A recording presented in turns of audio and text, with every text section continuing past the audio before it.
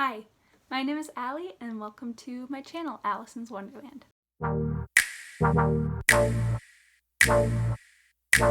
So today's video is going to be my September TBR video. So for this month, I did a couple of TBR generators, I guess you could say, or games, to choose my TBR, which I don't normally do, but I thought I'd give it a go, because why not? So I decided to participate in Becca's Bookoplathon. So I did that game, and I also used an online TBR generator. So first I'm going to show you what I got for my TBR from Becca's Bookoplathon. Okay, so here's the first roll.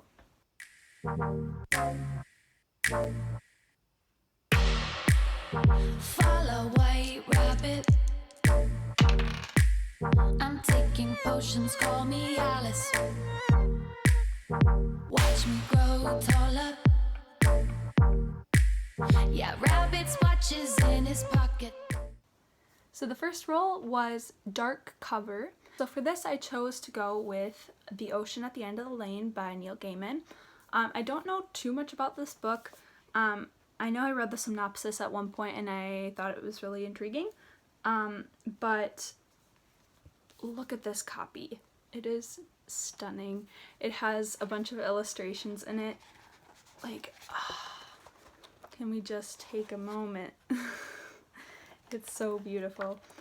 So I'm really excited to read this. I know Neil Gaiman has a lot of really fun fantasy stories, so I'm really excited to pick this one up. And now on to the second roll. Yeah, he stays late, but he leads me, so I follow. Wandering around in Wonderland, wondering how or if I'll ever get back. So the second roll landed me on Pole Book, and I don't really have a following right now, of course. I just started my channel, so I decided to ask my members in my family. So I have my sister, my mom, and my dad, and there's an uneven amount, so I figured whichever book had 2 votes I would read. And for this I chose between George Orwell's Animal Farm and 1984.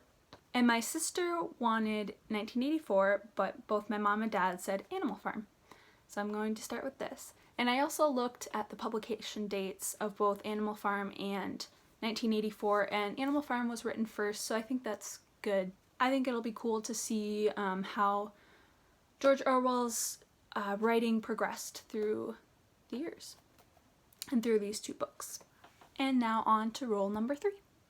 Wandering around in Wonderland, wondering how or if I'll ever get back.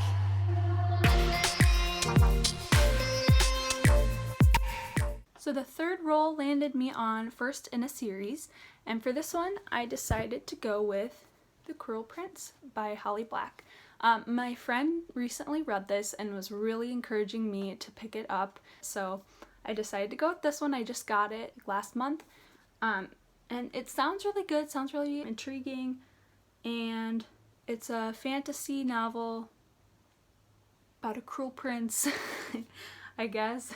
So it sounds really good, it sounds really interesting, probably something that I will enjoy. So I decided to go with that one. And now on to roll number 4.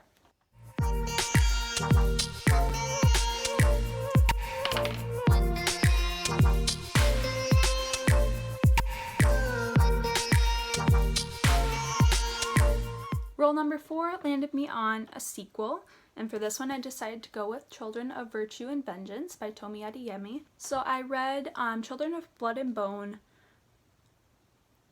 last year? I think it was, yeah, the end of last year.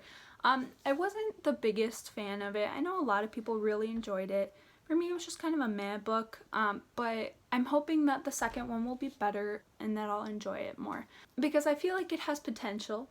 I think I could like it if it goes in the direction that I want it to. I don't know. I just felt like a lot of the plot points were kind of a been there, done that. I felt like I've read things that were really similar to it before. So I'm hoping the second one will introduce me to some new things. I hope it will be a little bit different and a little more fun for me to read. And the final roll Rule number 5. Follow white rabbit. I'm taking potions, call me Allyson. Chatter with the flowers. So this last rule got me the prompt set in present. For this one I decided to go with the second book in the Percy Jackson series, so Percy Jackson and the Sea of Monsters. I am just finishing up The Lightning Thief right now. I read Percy Jackson and the Lightning Thief when I was in middle school, but that was like 10 years ago, so I never ended up continuing the series, and I know so many of my friends really enjoyed that series. So I decided to pick up the box set, and this one's the second book, so I'm going to be reading this one. And also, I know it was written a while ago, but I think it's supposed to be like set in present time, present day, even if present day when this was written was a few years back. I think it still counts. I'm gonna count it. So I also played another TBR game. I don't know if you could call it a game really. It's just a prompt generator that was created by Chantal at An Intentional Life. Her husband made the website, and so I decided to give it a try, and I got 5 prompts from that. I did this originally like mid-August, and at the time I didn't know I was going to be participating in Bookoplathon. So what I did was I did Bookoplathon, and then I tried to incorporate the prompts that I got from mid-August with Chantel's website. I tried to incorporate those into what I already had, and then there were still a couple books that didn't fit in with those, so I will be reading a couple extra this month. So one of the prompts that I got from this website was an obscure book, and for this one I decided to go with The Ocean at the End of the Lane. This was originally the book that I picked for that one anyway, and it also works with dark cover for the Bookoplathon prompt. So like I said, I didn't really know too much about this going in. I just honestly, part of the reason why I picked this up was because of the cover, because it's stunning. I really like it, and I know that Neil Gaiman has a lot of cool fantasy stories, so yeah, not gonna lie, I kind of picked this up not really knowing too much about the plot, but this is the one that we're going with. Then another prompt that I got from this website was a classic, to read a classic. And this is why for the poll book for Bookoplathon, I decided to choose 2 of George Orwell's books, because I do really want to read both of them, and they're both classics. So I'm going to be doubling up Animal Farm with the classic and the poll book. Then I also had the prompt of an author with a different ethnicity, and that one will work for Children of Virtue and Vengeance by Tomi Adeyemi. So this one will be doubling up with the sequel prompt for Bookoplathon. Then the next prompt I had was an unread author, and for that one I decided to go with Call Me By Your Name by Andre Asiman. I'm not entirely sure how to pronounce that. I probably should have looked that up before I did this, but yeah, I have never read anything from this author before, and I really have been meaning to pick this up lately. I just got the hard copy of the book this last month, so I'm really, really excited to get into this, and I'd really like to see the movie afterwards, so I'm gonna go with Call Me By Your Name.